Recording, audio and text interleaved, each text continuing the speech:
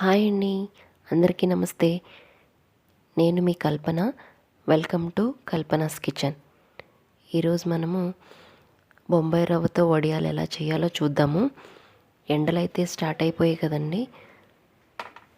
మన ఇళ్లల్లో అందరి ఇళ్లల్లోనూ వడియాలు పెట్టుకోవాలి, పచ్చళ్ళు పెట్టుకోవాలి అనే హడావుడైతే స్టార్ట్ అయిపోతూ ఉంటుంది శివరాత్రి వెళ్ళింది అంటే. సో మనం ఎలాంటి హడావుడి లేకుండా చాలా సింపుల్గా బొంబాయి రవ్వతో వడియాలు ఎలా చేయాలో చూద్దాము. సో దానికోసం ముందుగా మనము ఒక గ్లాస్ బొంబాయి రవ్వ తీసుకోవాలి. ఉప్మా రవ్వ లేదా సూజీ అని కూడా అంటాం దీన్ని. సో మనము ఒక గ్లాస్ బొంబాయి రవ్వ తీసుకుంటే కనుక దానికి మనం ఇక్కడ 9 గ్లాసుల వాటర్ పోస్తాము. కొంతమంది 8 పోస్తూ ఉంటారు, కొంతమంది 10 కూడా పోస్తూ ఉంటారు. నేనైతే ఇక్కడ ఒక గ్లాస్ రవ్వకి 9 గ్లాసులు వాటర్ పోసాను. ఇవి మనకి బాగా బాయిల్ అవ్వాలన్నమాట.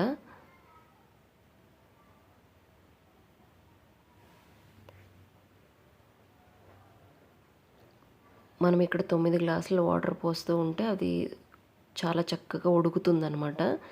బాగా ఉడకలేదు అంటే కనుక మనకి వడియాలు విడిపోయి ఇరిగిపోతూ ఉంటాయి. సో అందుకని 9 గ్లాసులు అయితే కరెక్ట్గా సరిపోతుంది. ఇక్కడ అలాగే మనం ఒక మిక్సీ జార్ తీసుకొని ఒక 3 లేదా 4 ఎండుమిర్చీలని కోర్సుగా గ్రైండ్ చేసుకోవాలన్నమాట.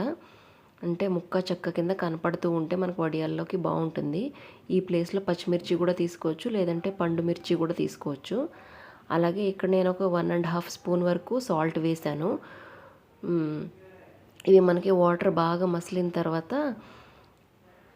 కొంచెం కొంచెంగా బొంబాయి రవ్వని ఇందులో పోసుకుంటూ మిక్స్ చేసుకుంటూ కలపాలన్నమాట. ఎక్కడ కూడా మనకి ఉండలు అనేవి కట్టకుండా చాలా నిదానంగా కలుపుకోవాలి. ఇది ఆల్మోస్ట్ 7 to 8 మినిట్స్ వరకు ఉడికించాలి. అలా ఉడికిన తర్వాత మనం ఇందాక మిక్సీ చేసుకున్న రెడ్ చిల్లీ ఫ్లేక్స్ అంటే ఎండుమిర్చిల్ని మిక్సీ చేసుకున్నాం కదా, అవి ఆ పౌడరు, అలాగే 1 స్పూన్ జీలకర్ర కూడా వేసుకోవాలి. మనకి ఇది బాగా జిగురుగా అవుతుంది మనకి అన్నప్పుడు, చిక్కబడుతుంది అన్నప్పుడు ఇంకా మనం గ్యాస్ ఆఫ్ చేసేసి కాసేపు మూత పెట్టి ఉంచాలన్నమాట. అప్పుడు ఇంకా బాగా మగ్గుతుంది ఇది.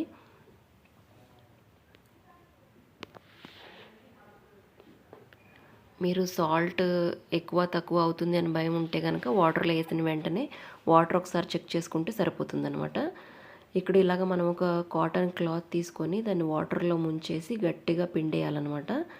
తర్వాత ఎండలోకి వెళ్ళి అక్కడ ఇలాగ క్లాత్ని బాగా ముడతలు లేకుండా పరుచుకొని ఇలాగ చిన్న స్పూన్ తీసుకొని గుంట గరిటె లాంటిది ఏదైనా తీసుకొని మనం జస్ట్ ఒక గరిటె పిండి తీసుకొని ఇలాగ వడియాల్లాగా వేసేయాలన్నమాట. దాన్ని నొక్కడము లేదంటే పల్చగా చేయడం అలా ఏం అవసరం ఉండదు. జస్ట్ ఇలా గరిటె తీసుకొని పోసేయడమే. మీకు ఏ సైజులో కావాలంటే ఆ సైజులో పోసుకోవచ్చు. అన్నీ ఈక్వల్ సైజులో ఉంటే బాగుంటాయి అన్నమాట. సో మనం ఇలాగ ఉడికించుకున్న పిండి మొత్తాన్ని కూడా ఈ కాటన్ క్లాత్ పైన వడియాల్లాగా పోసేసుకోవాలి. ఇది మనకి 2 days టైం పడుతుంది ఎండడానికి. ఎండ బాగా ఉంది అంటే కనుక చక్కగా 2 daysలో ఎండిపోతాయి.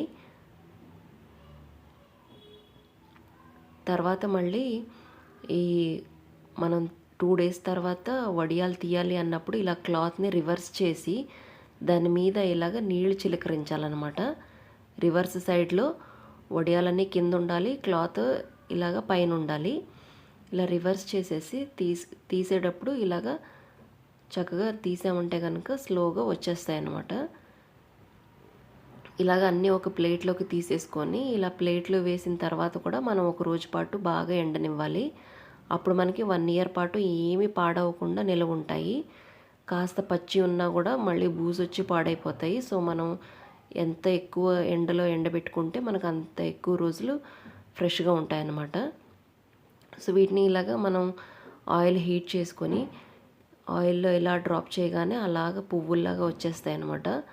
నోట్లో వేసుకోగానే కరిగిపోయి చాలా టేస్టీగా ఉంటాయి. పప్పుచారు అన్నం, రసం అన్నంలోకి, అలాగే పొంగల్, బిసిబేళబాత్ అన్నింటిలోకి చాలా బాగుంటుంది కాంబినేషన్గా. మీకు నచ్చిందా? అయితే ట్రై చేయండి. Thank you.